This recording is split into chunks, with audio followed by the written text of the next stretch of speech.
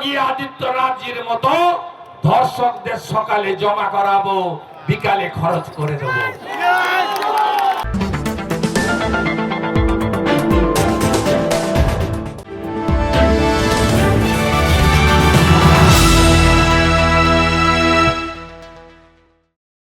সভামঞ্চ থেকে সরাসরি বিস্ফোরক মন্তব্য করলেন শুভেন্দু অধিকারী। তিনি বললেন, বিজেপি ক্ষমতায় এলে পশ্চিমবঙ্গ থেকে মুঘলদের নাম মুছে দেওয়া হবে, আর দ্বিতীয় আরজি করের মতো ঘটনা ঘটতে দেওয়া হবে না। মা বোনেদের সম্মান নিয়ে আর কাউকে খেলতে দেবে না বিজেপি। বাবরের নাম বুঝবেন, বাবর কে ছিল? মোগল হানাদার। উনি লুটেরা, মন্দির ভেঙেছেন, হিন্দু মা বোনের ইজ্জত নিয়েছেন। এই বলাৎকারী বাবরের নাম স্বামী বিবেকানন্দ, চৈতন্য দেব, নেতাজি সুভাষচন্দ্র বসু, ক্ষুদিরাম বসুর ভূমিতে ঠাকুর রামকৃষ্ণ দেব, আজকে তিথি পুজো মা শারদামণির, এই মাটিতে লিখতে দেব না, দেব না, দেব না।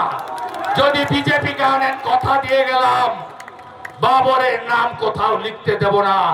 আর পশ্চিমবঙ্গে কোথাও যদি মোগলদের নাম থেকে থাকে, সে ঔরঙ্গজেব হতে পারে, শাহজাহান হতে পারে, আকবর হতে পারে, হুমায়ুন হতে পারে, বাবর হতে পারে, সব নাম আর নিশান মিটিয়ে দেওয়ার কাজ ভারতীয় জনতা পার্টি করবে।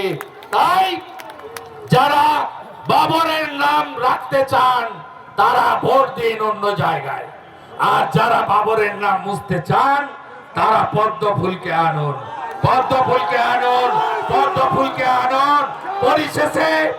পরিশেষে বলবো একটাই কথা, মা বোনের সুরক্ষা, মা বোনের সুরক্ষা।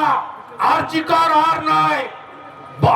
22 পরে একজন মুকবধির মহিলাকে ধর্ষণ করা হয়েছিল, সিবিআই মামলা করেছে।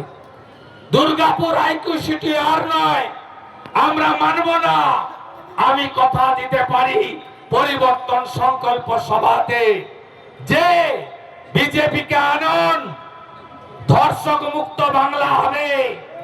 যোগী আদিত্যনাথজির মতো ধর্ষকদের সকালে জমা করাবো, বিকালে খরচ করে দেবো।